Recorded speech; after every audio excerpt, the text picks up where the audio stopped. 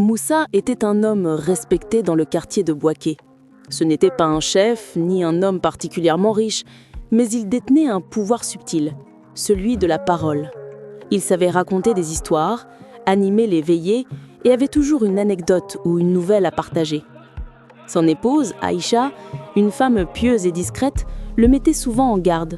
« Moussa, la langue n'a pas d'os, mais elle peut briser des dos. » Il souriait, lui assurant qu'il ne faisait qu'égayer la vie du quartier. Pourtant, son talent de conteur se teintait souvent de commérage. Il apprenait les secrets des uns et des autres en se présentant comme un confident, un frère. Chez le vendeur de tissus, il écoutait les confidences de Madame Konaté sur les dettes de son mari. Au terrain de football, il recueillait les doutes du jeune Issa sur son mariage à venir. Moussa collectionnait ces fragments de vie comme d'autres collectionnent des pièces de monnaie, croyant que cette connaissance faisait de lui un homme important. Il ne voyait pas les regards méfiants qui le suivaient parfois, ni les conversations qui s'arrêtaient net à son approche. Il était aveuglé par le sentiment de pouvoir que lui procurait le Kogossa. Un après-midi, Moussa rendit visite à son ami d'enfance, Boubacar, l'épicier du quartier. Ce dernier, le visage sombre, lui confia être au bord de la faillite à cause de mauvais investissements. « Ma femme ne sait rien, Moussa. Je t'en supplie, garde cela pour toi. La honte me tuerait, » implora Boubacar, les yeux brillants de larmes.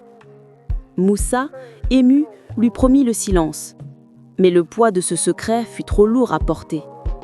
Le soir même, lors d'une discussion avec un groupe d'hommes, la conversation tourna autour des difficultés économiques. Pour illustrer son propos et se donner de l'importance, Moussa, baissant la voix, révéla les soucis de Boubacar. « Il est ruiné, le pauvre, mais chut, c'est un secret. » La nouvelle, comme une traînée de poudre, se répandit dans tout le quartier. Les créanciers de Boubacar, alertés, se présentèrent chez lui en exigeant le remboursement immédiat de leurs dettes. La femme de Boubacar, humiliée d'avoir appris la situation par des voisins, quitta le domicile avec ses enfants pour retourner chez ses parents. Moussa, témoin du chaos, ressentit une première pointe de remords, mais se convainquit rapidement qu'il n'était pas responsable. « Je n'ai fait que dire la vérité », se répétait-il, refusant de voir le lien de cause à effet. Emporté par son habitude, Moussa commit son erreur la plus grave. Il apprit que la fille du vieux Sékou, le chef des anciens, Aminata, fréquentait en secret un jeune homme d'une autre ethnie. Dans leur communauté, cette union était mal vue. Au lieu d'aller en parler discrètement avec Sékou, Moussa chuchota la nouvelle à quelques femmes réputées bavardes au puits. La rumeur se déforma, grandit, devint monstrueuse. On racontait bientôt qu'Aminata était enceinte et qu'elle se prostituait en ville. La honte s'abattit sur la famille de Sékou. Fou de rage et de douleur, le vieil homme, croyant sauver l'honneur de sa famille, chassa sa fille de la maison, la maudissant. Aminata, innocente des accusations infâmes, disparut dans la nuit brisée et reniée. Quand Moussa vit le visage décomposé de Sékou le lendemain, il comprit l'étendue des dégâts. Le remords, cette fois, lui transperça l'âme comme une lance. Il avait détruit une famille. Le poids de ses paroles commença à l'écraser. Le quartier se retourna contre Moussa. Les sourires de façade disparurent, remplacés par des regards froids et accusateurs. Boubacar, ruiné et seul, ne lui adressait plus la parole. La maison de Sékou, autrefois pleine de vie, était devenue un lieu de deuil silencieux. Quand Moussa entrait dans une boutique, les conversations s'arrêtaient. Lorsqu'il s'asseyait sur le baobab, les hommes se levaient et partaient un à un. Il était devenu un paria, un fantôme. Même Aïcha, si patiente, le regardait avec une tristesse qui lui brisait le cœur. « Je te l'avais dit, Moussa, les maux que tu as semés sont en train de nous étouffer. » La solitude devint son seul compagnon. Il réalisait amèrement que le pouvoir qu'il croyait détenir n'était qu'une illusion.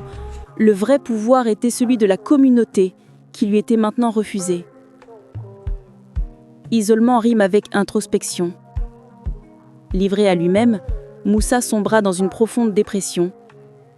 Les nuits étaient peuplées de cauchemars où les visages de Boubacar, de Sékou et d'Aminata le regardaient avec mépris. Il ne trouvait plus de paix. Sa santé déclina.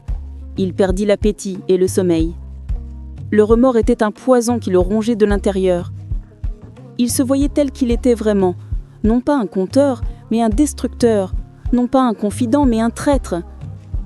Le Kogosa n'était pas un jeu social, c'était une arme de destruction massive des âmes et des foyers. Il mesurait toute la lâcheté qu'il y avait à utiliser la vie des autres comme un divertissement. La honte qu'il avait infligée aux autres était devenue sa propre honte, un vêtement de soufre qu'il ne pouvait plus enlever. Un matin, alors que le désespoir était à son comble, Moussa se leva avec une résolution nouvelle. Il ne pouvait pas effacer le passé, mais il pouvait tenter de se racheter. Sa quête commença par l'endroit le plus difficile, la case de Sékou. Il s'y rendit, s'agenouilla devant le vieil homme et avoua toute sa faute. Il ne chercha pas d'excuses. Il pleura, demanda pardon et promit de tout faire pour retrouver Aminata. Sékou, d'abord hostile, fut touché par la sincérité de son repentir. Ensuite, Moussa se rendit chez Boubacar. Il lui offrit toutes ses économies pour l'aider à redresser son commerce. Ce n'est pas un prêt, mais un don afin de laver sa trahison. Il passa ses journées à travailler comme porte-phare au marché, donnant l'argent gagné aux ceux qui l'avaient lésé. Ce n'était plus le bavard d'antan, mais un homme silencieux, dont les actions tentaient de compenser le vacarme de ses anciennes paroles. La quête de Moussa pour retrouver Aminata dura des mois. Il suivit chaque piste, parcourut les villes voisines, questionna sans relâche. Il finit par la retrouver dans une grande ville vivant misérablement comme serveuse dans un maquis. Elle était méfiante, amère. Moussa ne lui demanda pas de pardon pour lui-même. Il lui expliqua qu'il était venu la chercher pour ramener la joie dans le cœur de son père qui se mourait de chagrin. Il lui avoua son rôle dans la tragédie et lui dit que son père la réclamait.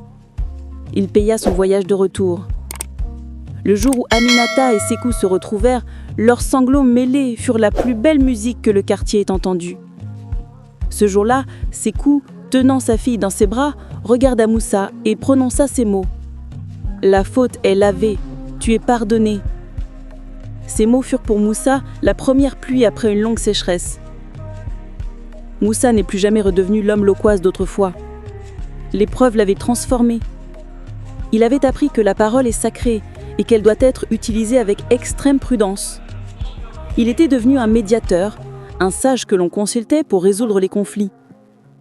Quand des jeunes hommes du quartier commençaient à colpoter des rumeurs, c'est à Moussa qu'on les envoyait. Assis sous le même baobab où il semait le désordre, il leur racontait son histoire. Il leur parlait de Boubacar, d'Aminata et du point insoutenable de la culpabilité. Il ne les sermonnait pas, il leur montrait les cicatrices que le Kogosa avait laissées sur son âme. Il était devenu le gardien du silence et de la discrétion, un homme qui avait compris que la véritable force ne réside pas dans ce que l'on dit sur les autres, mais dans le respect que l'on témoigne à leur dignité. Sa vie était désormais une leçon vivante, un rappel constant que la langue, si elle n'a pas d'os, peut bien détruire des vies, mais que le repentir sincère et les actes de rédemption peuvent, avec le temps, aider à les reconstruire.